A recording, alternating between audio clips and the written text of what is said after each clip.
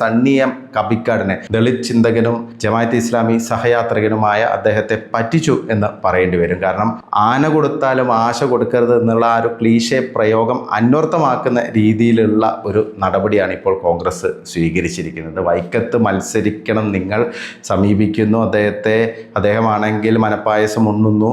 സ്വാഭാവികമായിട്ടും അങ്ങനെയൊക്കെ തന്നെയാണ്. കാരണം ഏത് ദളിത് ചിന്തകനാണെങ്കിലും ഏത് ഉന്നത തലത്തിൽ ചിന്തിക്കുന്ന ആളാണെങ്കിലും എന്തെങ്കിലും ഇതുപോലുള്ള ഓഫറുകൾ വരുമ്പോൾ, പ്രത്യേകിച്ച് ഒരു MLA ആയിട്ടൊക്കെ ഇങ്ങനെ നടക്കുക എന്ന് പറഞ്ഞാൽ ചെറിയൊരു കാര്യമല്ല. അപ്പോൾ അദ്ദേഹത്തിൻ്റെ ഉള്ളിൽ ആ ഒരു ആശ പൊട്ടിയിട്ടുണ്ടാവും, അല്ലെങ്കിൽ ആ ഒരു താല്പര്യം എന്തായാലും ഉണ്ടായിട്ടുണ്ടാവും. അതിൻ്റെ ഭാഗമായിട്ട് പല മാധ്യമങ്ങളോടൊക്കെ തനിക്ക് താല്പര്യമുണ്ട് മത്സരിക്കാനെന്നൊക്കെ അദ്ദേഹം പറഞ്ഞിരുന്നു.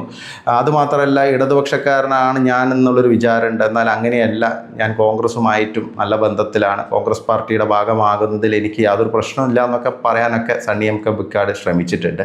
അതെല്ലാം വെറുതെയായി. ഇപ്പോൾ ഇടതുപക്ഷവും ഇല്ല വലതുപക്ഷവും ഇല്ലാത്ത അവസ്ഥയിലേക്കാണ് സണ്ണി എം കബിക്കാട് പോയിരിക്കുന്നത്.